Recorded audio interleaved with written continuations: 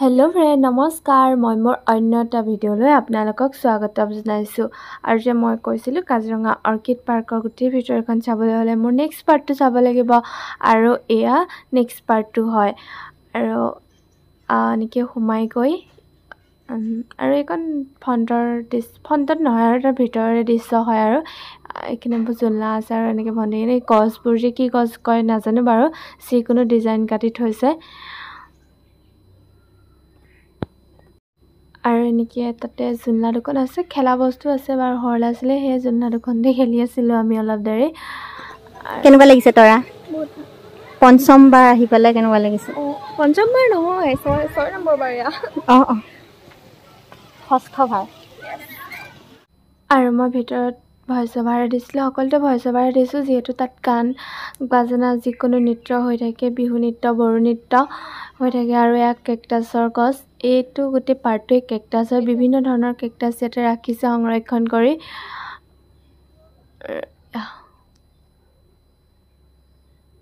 আৰু এয়া বিভিন্ন ধৰণৰ বনৌষধি, যিকোনো ধৰণৰ বনৌষধি ইয়াতে পাব। এয়া দেখিছেনে? আৰু ইয়াতে এজোপা ফুলগছ আছে, কিনো গছ জানো ধৰিব নোৱাৰিলোঁ। ফুলগছ নহয়, বিশেষ বনৌষধি হয়। কিন্তু যদিহে চিনি পাই কমেণ্ট কৰি জনাব দেই। এইবিধ চাওকচোন কি হয়, কোনোবাই যদি চিনি পাই কমেণ্ট কৰি জনাবচোন। তাত নামটো লিখা নাছিলে। আৰু এয়া সৰু ল'ৰা ছোৱালী খেলিবৰ কাৰণে জোলনা আছিল, খেলা বস্তু আছিল। আৰু ইয়াতে আমি অলপ দেৰি সময় পাৰ কৰিছিলোঁ, যিহেতু আমি বহুত সময় তাতে আছিলোঁ। ভাল লাগিলে থাকি।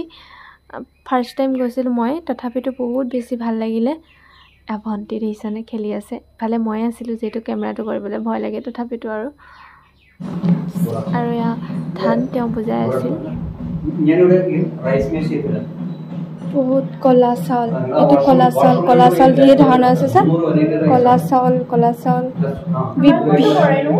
মানে গোটেই ক'লা চাউলৰ ভিতৰত বিভিন্ন ক'লা চাউল বুলি আমাৰ এইটো কৰে।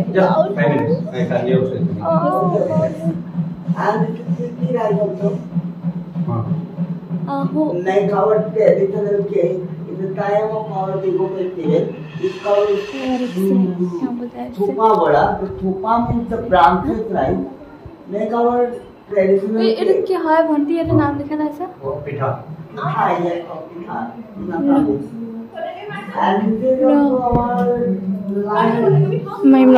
এই কি নহয়, কি হয় এইবোৰ নাম লিখা নাই ন।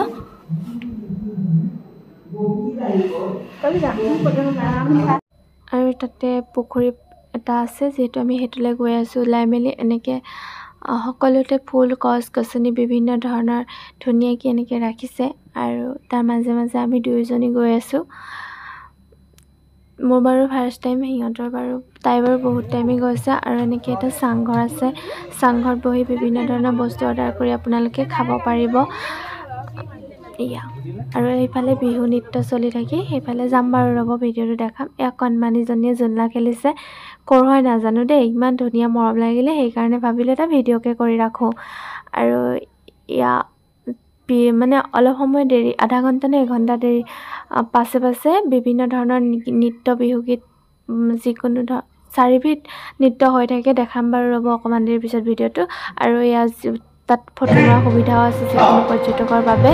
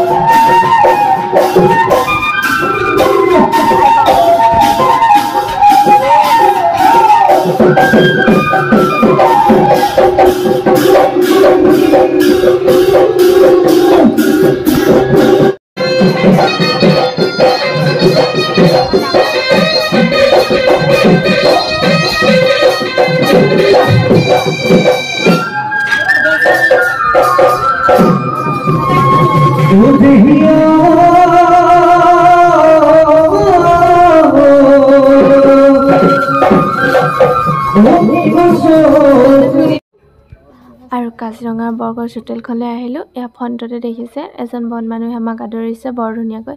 এই হোটেলখন সঁচাকৈ বৰ ধুনীয়া।